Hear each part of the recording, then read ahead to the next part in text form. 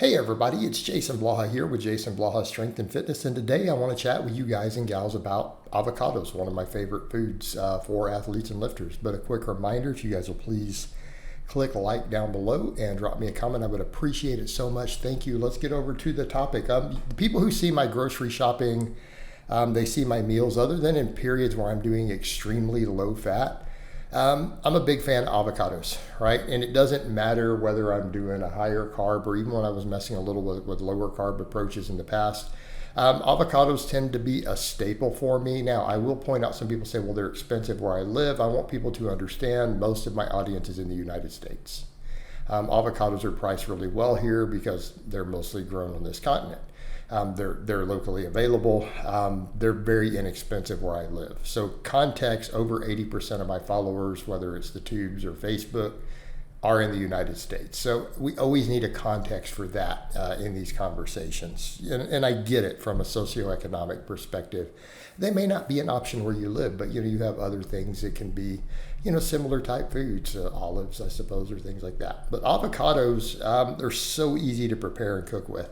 And the thing is, when you start looking at a variety of studies on them, before we start looking at the individual benefits and why I like them for lifters, you start looking at a variety of studies. Like when type 2 diabetics are given avocados, they generally have better glucose control, right? You see improved insulin sensitivity, okay? Right? Especially when they replace some of their carbohydrate with it. And keep in mind, I'm a big fan of high carbohydrate diets, right? Particularly fibrous carbs, right? Man, I'm a big fan of the sweet potatoes and brown rice and all that. We all know that. Like these are big staple foods for me. So on that topic, I'm a massive avocado fan. And it has to do with what's in them. The same thing, you start digging through studies on lipid profiles, cardiovascular risk, right? Avocados, being a healthy fat, tend to lower LDL. Just like adding one a day to people's diet reduces LDL. And it being a healthier fat, it can raise HDL, although the trend is generally the lowering of LDL.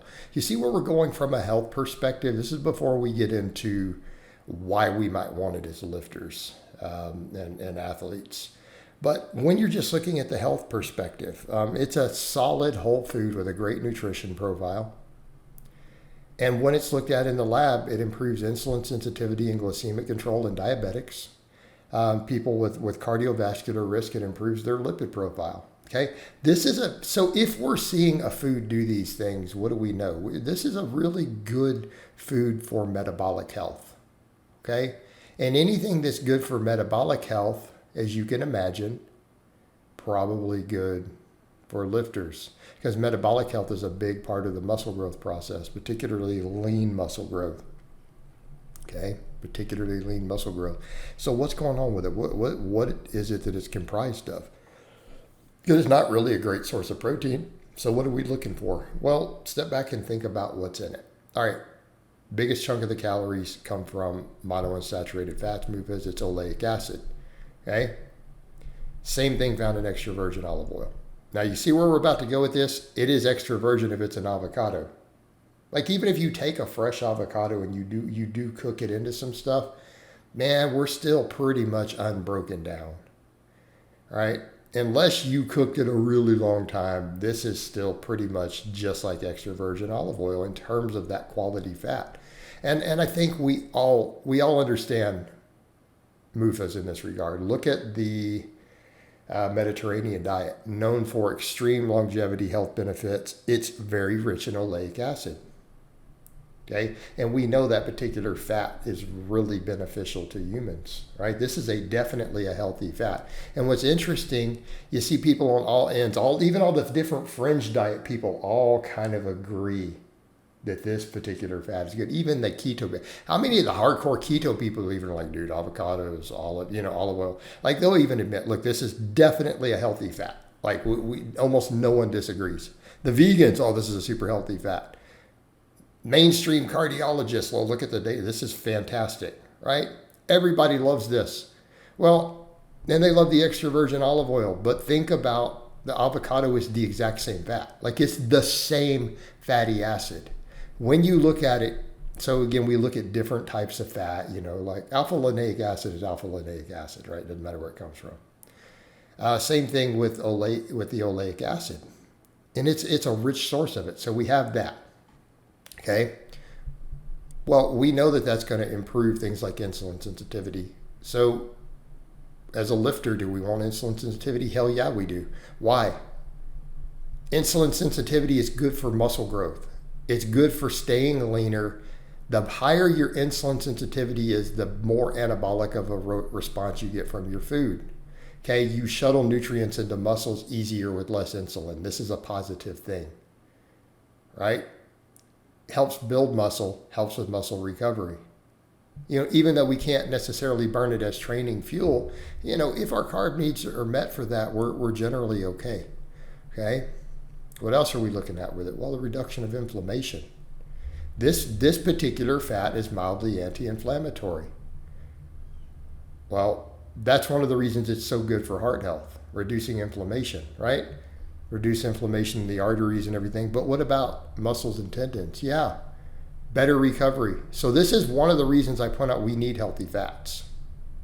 Improved recovery due to better insulin sensitivity, reducing inflammation. But what else is going on with it? It's high in fiber. Even though it's not particularly high in carbohydrate, it's a low carbohydrate food, yet most of the carb is fiber. Avocados are super high in fiber. I think if people go check it out and they realize that 500 calories of avocado is a pretty significant, right? Pretty significant amount of fiber.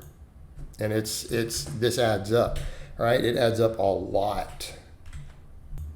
So when you start doing the numbers, something like 150 calories of avocado is 7 grams of fiber. Right, so 600 calories of avocado, now for a lifter, is not really a big deal. Where are you at with that? See, we're about to go about 27, 28 grams of fiber. Okay, we're up to getting amounts that we know that we need for health. Now, I recommend a lot more, but even a lot of people are like, yeah, man, if you're getting like 30 grams of fiber, compared to most people, you're in a really good place.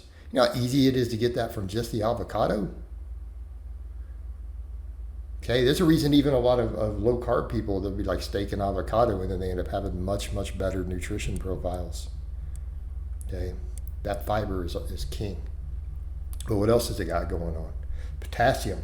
There's over 400 milligrams of potassium in that same amount, So again, where are we at? You start eating 500-600 calories of it, we're approaching 2 grams of potassium. Okay, we need that potassium is critical for muscle hydration, critical for performance.